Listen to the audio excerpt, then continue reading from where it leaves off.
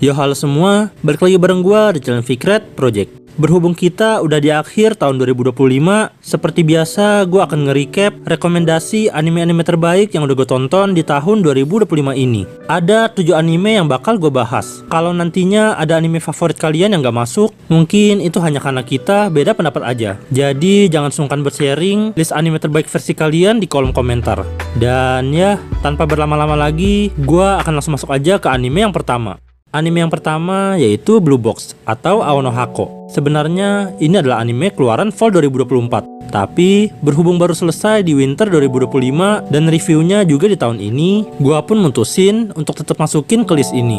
Ao no Hako singkatnya punya premis tentang siswa SMA yang bernama Taiki yang kagum dan jatuh cinta pada senpainya yaitu Chinatsu. Mereka berdua mengikuti ekskul yang berbeda. Taiki dengan badminton dan Chinatsu dengan basket. Tapi kedua ekskul ini berlatih di lapangan yang sama. Jadi mereka pun bisa saling ketemu dan di sini juga Taiki mulai jatuh cinta. Fokus dari anime ini tentu ada pada sports dan romance. As always, sportsnya nyeritain tentang perjalanan mereka ke kompetisi nasional. Dan untuk romansnya sendiri, nyeritain tentang keseharian dari Taiki dan Chinatsu yang selalu ketemu tiap ekskul bareng dan tanpa terduga mereka juga tinggal bareng. Yap, Chinatsu harus menumpang di rumah Taiki karena masalah keluarga. Dan tinggal bareng inilah yang menjadi hal menarik dari anime ini. Kita jadi bisa ngeliat momen berduaan mereka lebih sering. Intinya, anime ini nyajiin perpaduan antara sports dan romance yang dikemas dengan ringan dan seimbang, serta dengan sedikit bumbu drama, terutama soal cinta dan pertemanan. Anime ini bisa dibilang punya story yang manis dan wholesome. Chemistry antar karakternya benar-benar bagus dan jadi daya tarik utama. Lalu visual dan musiknya pun juga manjain banget. Tapi sayangnya kekurangan dari anime ini cuma satu.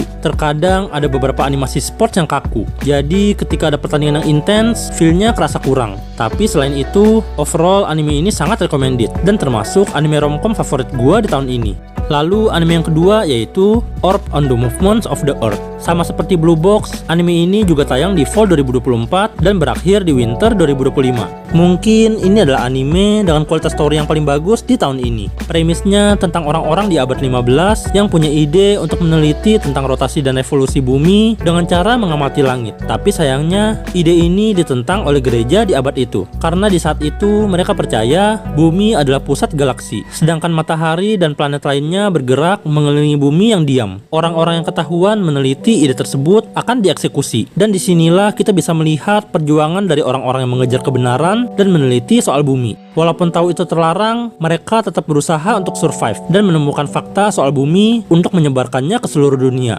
Intinya, mereka ingin memperjuangkan rasa penasaran mereka dan juga mencari kebenaran dunia. Buat kalian yang suka anime sejarah dan penuh teka-teki, gue yakin kalian bakal suka sama anime ini. Anime ini bertopang pada konsep cerita yang bagus dan fantastis. Ya, walaupun untuk karakter, musik, visual, dan animasi, anime ini tergolong cukup standar. Tapi dengan hanya konsep ceritanya yang bagus aja, gue berani memasukkan anime ini ke list ini. Karena ceritanya memang sebagus itu. Ceritanya yang intens akan membuat kalian terhanyut ke dalamnya. Seakan-akan kita juga ada di dalam cerita dan ikut berjuang mencari kebenaran. Kekurangan dari anime ini mungkin cuma di karakternya aja. Karena melibatkan banyak generasi, jadi main karakternya pun akan terus berganti. Jadi kita nggak bisa bertopang pada satu atau dua karakter utama yang kita suka seperti anime kebanyakan. Seperti yang udah gue bilang di awal, anime ini fokusnya ada di cerita. Anime ini sangat cocok buat kalian yang mengejar itu. Apalagi kalau kalian suka anime bergenre historical kayak Vinland Saga. Gue yakin kalian juga bakal suka dengan judul yang satu ini.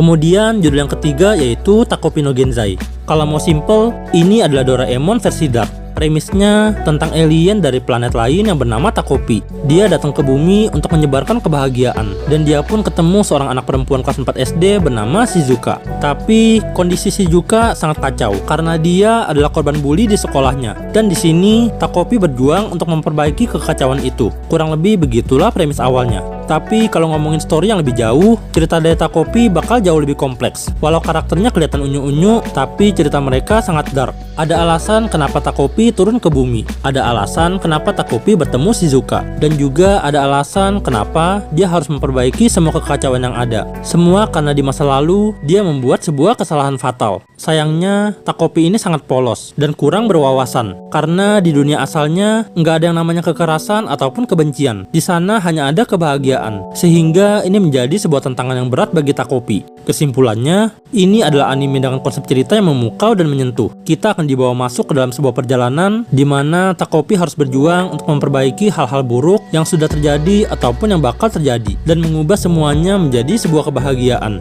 Karena ceritanya yang sangat menyentuh dan penuh momen klimaks serta penyelesaian konflik yang memuaskan, hanya dengan 6 episode, anime ini berhasil mendapatkan rating yang sangat tinggi dan menjadi salah satu yang terbaik di tahun ini. Takopi menjadi anime yang tidak terduga yang masuk ke list tontonan gua di tahun ini. Adapun judul yang keempat yaitu Kaoru Hana wa Rintosaku. Gua yakin udah banyak yang tahu sama anime ini. Sebuah judul di mana waifunya sering dicap sebagai botol Yakult di sosial media. Lalu orang-orang yang suka sama anime ini sering banget dianggap sebagai karbit. Tapi tentunya itu hanya candaan aja. Kaoru Hana tetap menjadi sebuah anime yang bagus dan recommended. Ini adalah anime romance manis yang bikin iri dan baper penontonnya. Anime ini berfokus pada cowok dengan tampang berandalan yaitu Rintaro yang ketemu dengan cewek teladan yang cantik yang bernama Waguri. Mereka ini hidup di lingkungan yang jauh berbeda. Rintaro dengan sekolah dan lingkungan yang dianggap nakal dan berandalan, sedangkan Waguri dengan sekolah elit dan lingkungan yang mewah. Keduanya bagaikan hidup di dunia yang berbeda. Tapi mereka bisa ketemu dan saling kenal karena Waguri adalah pelanggan di toko roti milik orang tua Rintaro. Namun karena keduanya hidup di lingkungan yang bertolak belakang, hubungan mereka pun dipandang tabu dan penuh tantangan untuk berkembang. Tapi untungnya teman-teman dekat mereka sangat baik sehingga hubungan mereka pun didukung dan bisa dipertahankan. Intinya ini adalah anime romance yang menyajikan hubungan manis yang bikin diabetes dan juga kisah pertemanan yang green flag banget. Anime ini punya banyak momen kekeluargaan yang indah. Selain kemistik karakter yang manis, anime ini juga didukung dengan visual dan musik yang bagus. Paling minus dari anime ini hanya satu. Anime ini terlalu banyak scene maaf-maafan untuk setiap hal kecil apapun itu. Ya tentunya maaf-maafan bukanlah hal yang buruk, justru hal yang baik. Tapi gua rasa di judul ini kuantitas maaf-maafannya agak terlalu berlebihan. Ya di samping itu, ini adalah anime yang recommended buat kalian yang suka romance sekolahan yang manis dan ringan. Lalu judul yang kelima yaitu Boku no Hero Academia Final Season. Yap, singkat aja, nggak banyak yang bisa gue bahas. Intinya, ini adalah salah satu series action terbaik yang berhasil menyajikan kualitas yang konsisten dari awal sampai akhir. Final Season ini pun menyajikan momen action terakhir sekaligus penyelesaian semua konflik kejahatan yang ada dengan baik dan memuaskan. Final Season menyajikan sebuah akhir yang manis. Jadi, nggak perlu pertimbangan yang berat untuk gue memasukkan Boku no Hero di list rekomendasi ini. Lalu anime yang keenam yaitu Chainsaw Man Reze Arc, sebuah movie yang menurut gua pantas buat dimasukkan ke dalam list ini.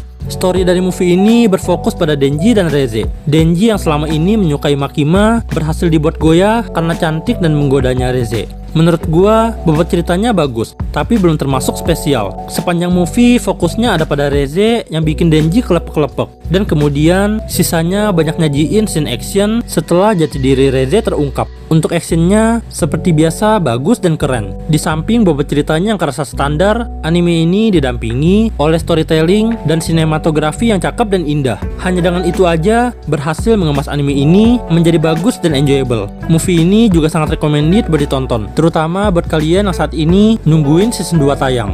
Kemudian judul yang ketujuh yaitu Kusuria no Hitorigoto Season 2. Ini menjadi sebuah anime terakhir yang akan gue bahas di video ini. Karena tahun lalu anime ini juga sempat masuk ke dalam list, gue rasa gue udah gak perlu bahas lagi dari awal. Gue bakal fokus dengan yang ada di Season 2 aja. Season 2 lebih fokus ke situasi politik di Istana Harem, dan konfliknya pun sangat beragam. Ada tentang kasus parfum yang mengganggu kehamilan, kasus cermin dari negara lain, tentang posisi Jinshi yang merupakan putra mahkota, tentang kasus kodok Mao Mao, tentang Mao Mao yang diculik, tentang latar belakang Senmei, Shishou, dan kaisar sebelumnya, dan masih banyak lagi. Dari semua kasus, ada yang berhubungan dan ada yang enggak. Walau ada yang enggak berhubungan, tapi semua kasus itu juga masih mempunyai benang merah. Dan itu menjadi detail menarik tersendiri. Mungkin sorotan yang paling menarik di season 2 ini ada dua, yaitu tentang konflik klansi yang sangat kompleks dan melibatkan banyak orang penting, dan tentang hubungan Jinshi dan Mao Mao yang makin dekat dan manis. Apalagi sekarang ini, Jinshi mau mengungkapkan jati dirinya yang sebenarnya. Itu akan menjadi sebuah titik balik dari seri ini. Politik akan berubah,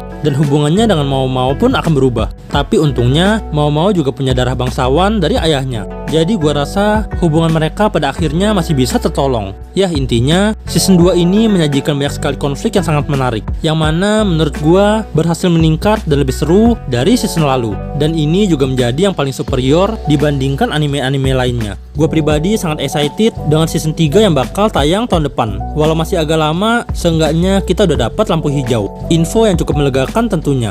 Well, itulah 7 rekomendasi anime terbaik di tahun 2025 versi gua. Berikut urutan ranking yang gua kasih untuk 7 anime ini. Dimana dari 7 anime ini, Kusuria no Hitori Goto menjadi judul favorit gua di tahun ini. Karena selain storynya yang penuh dengan konflik beragam dan menarik, chemistry antar karakternya juga manis dan bikin gemes. Bahkan visual dan musiknya pun juga manjain banget. Menurut gua, ini adalah anime dengan paket lengkap di tahun ini. Tentunya baik itu urutan atau pilihan yang ada di video ini adalah pendapat gue pribadi. Kalau ternyata kalian punya pendapat yang berbeda, boleh banget langsung sharing di kolom komentar.